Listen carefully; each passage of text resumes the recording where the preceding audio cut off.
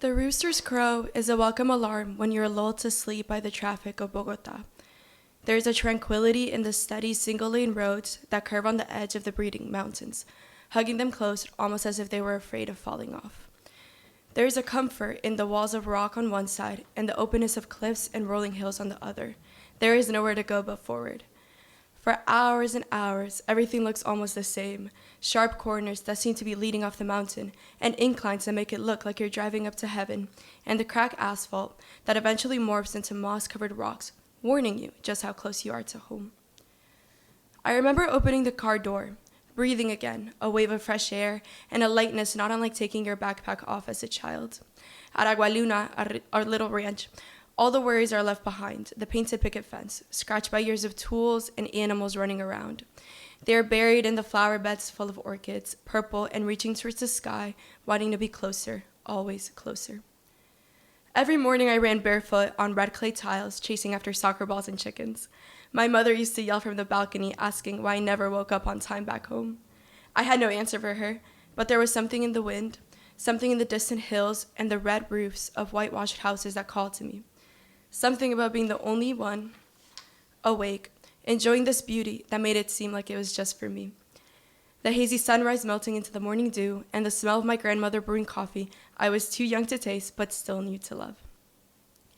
As the day was showered in golden light and the morning chill was forsaken, everyone else would wake, joining me on the porch.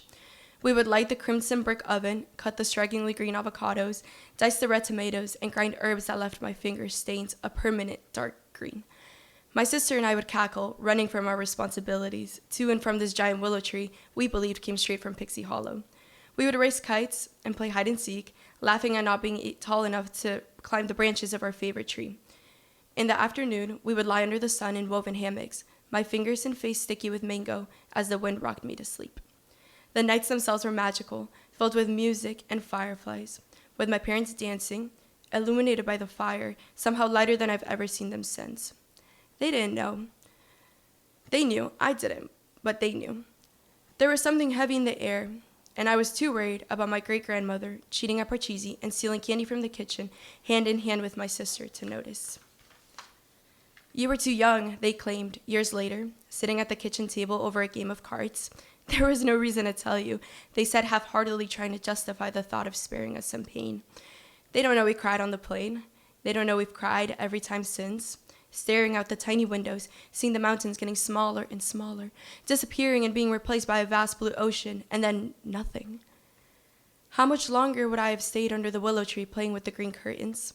How much longer would I have sat in the sun? How much longer would I have looked at the flowers and dipped my feet in the sparkling creek? How much earlier would I have risen, and how much longer would I have stayed outside in the middle of nowhere, staring at the stars, if I knew, if I had known this was no longer home? Did you know American dusk is blue? The first thing that hits you is the cold. Straight off the plane, on the tarmac, it knocks the air out of your lungs and shocks you awake. The wind seeps into your bones and mocks the fact the sun leaves at 4 p.m. The spaces themselves are cold, like the sterile airport tiles and the linoleum floors of our house made even colder by air conditioning. What even is air conditioning? How do you condition air? I had always thought it was meant to be free like the breeze.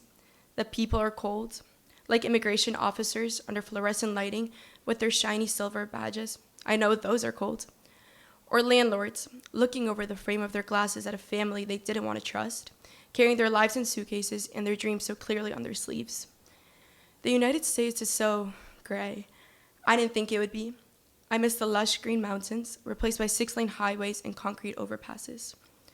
I miss the daily interactions, walking to school, saying hi to neighbors, and how that was replaced with the cold metal body of a school bus taken before dawn and the loneliness that came with it, sharp, at 6:52 a.m. on the corner of Army-Navy Drive. In that lack of warmth, I tried to embody it, but then I stop and wonder, am I too loud, too excited, too extra? Do I get too involved? It used to embarrass me when my mom was like that in front of my new friends, my American friends, that seemed so content with their lives, but had never experienced digging their fingers into the ground, had never picked fruit straight off the tree, had never had hot chocolate with cheese dunked in it all. Do I embarrass myself? Maybe sometimes. I wish people knew Spanish me, Paula, not Paula. I'm funnier, I think, more confident.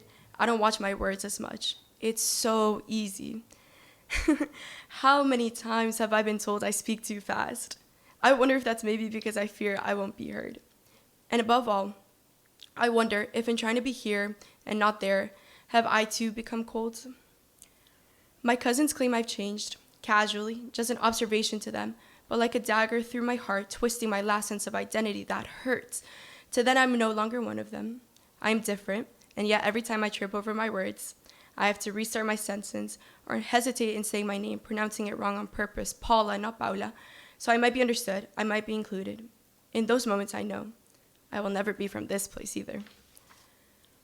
I mourn the life of colors I had, of always speaking my mind, of music and dancing, of mountains and creeks, and of everything in between. Sometimes, when I'm at the top of a hill or having a particularly bad day, I just close my eyes.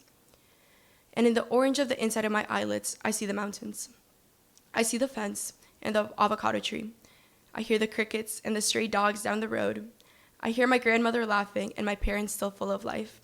I turn and I see my sister in the hammock with me, her hair stuck to her face, both of us red with heat, and in those moments I find myself home again. I don't worry about tomorrow, all the hopes and dreams my parents entrust me with. I don't worry if I am here or there, no. In those moments I'm little again.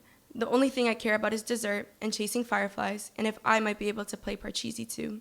And as I drift off to sleep, I long to be welcomed back as if I had never left. Gently, at night, I close my eyes and just wait for the rooster's crow to once again wake me up in the early hours of the morning.